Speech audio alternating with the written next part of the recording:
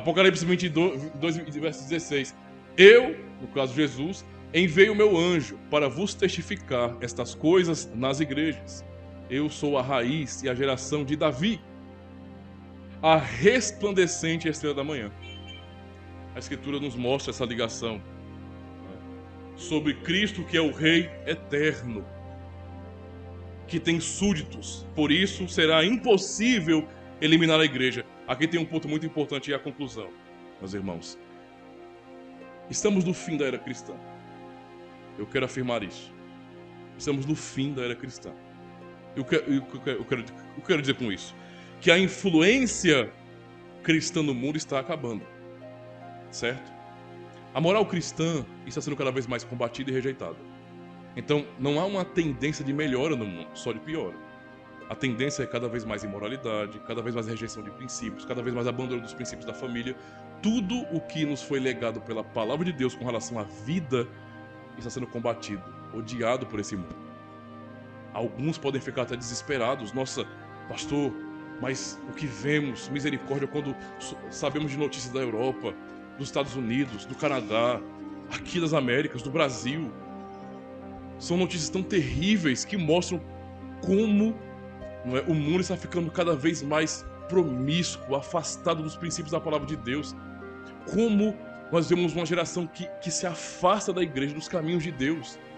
Uma geração tão imoral, tão sem afeições naturais, que rejeitam a verdade, o que é óbvio.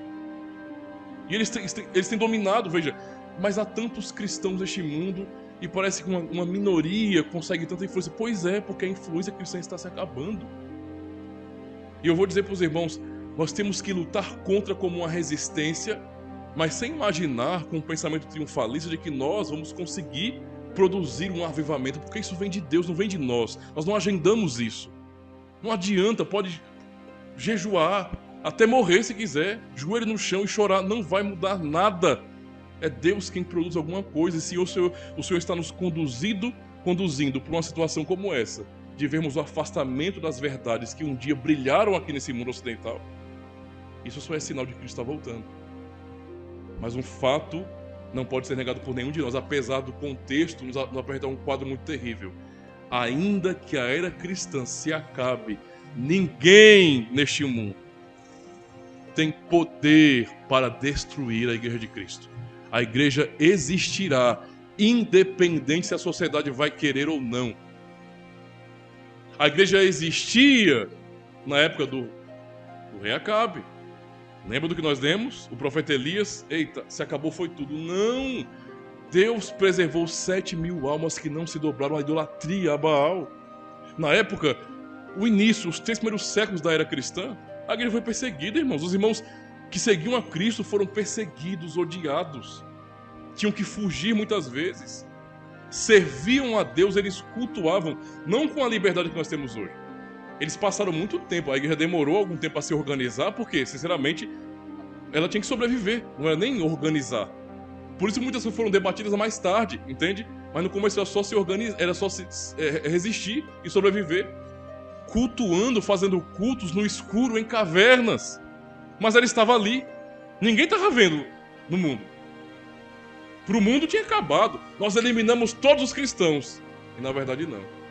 Mesmo que de forma underground, digamos assim, mesmo que debaixo da terra, mesmo que escondidos no mato, na floresta, não importa onde, Cristo preserva a sua igreja. Isso não é triunfalismo, é a verdade, porque ele está de pé.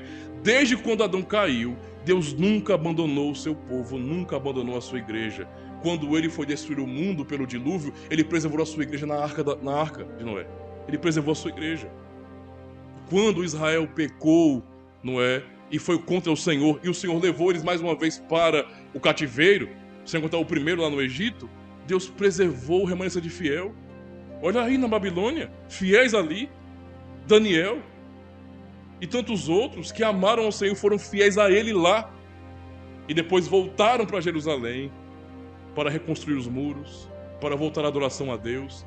Na época de Jesus, eu acho que quando Jesus veio na Terra, talvez tenha sido a época, uma das piores épocas na história da redenção do povo de Israel. Porque realmente havia uma religiosidade grande e farisaica, Mas fé genuína, temor verdadeiro, havia exploração da fé por parte dos fariseus. E mesmo assim, lembra de Simão? Né? Simeão. Cristo nasceu. Maria e José foram levar Jesus para o templo para cumprir o que a lei ordena, apresentar o menino e depois circuncidar. Simeão tomou o bebezinho em suas mãos. Isso está registrado no Evangelho de Lucas, não é? No Evangelho de Lucas está registrado isso. Tomou em suas mãos, porque o Espírito Santo havia revelado a ele que ele não morreria sem ver a salvação do Senhor, sem ver a promessa que os profetas esperaram tanto. E ele pegou o menino Jesus nas suas mãos e falou: agora pode despedir em paz o teu servo. Agora eu posso morrer, porque os meus olhos viram a tua salvação, segurando o Deus homem encarnado ali como um bebê. E quando Cristo pregou, vinde a mim, quantas ovelhas desprezadas não foram até ele? Ovelhas não só em Jerusalém, mas o centurião de Cafarnaum, um soldado romano com autoridade, uma ovelha de Cristo que creu nele de verdade, confiou em sua palavra, e tantos outros. Ou seja, independente de como o mundo anda, se as coisas vão piorar ou não, não importa. Cristo é um rei poderoso, supremo, e ele mantém a sua igreja. A igreja resistirá até o fim. Amém?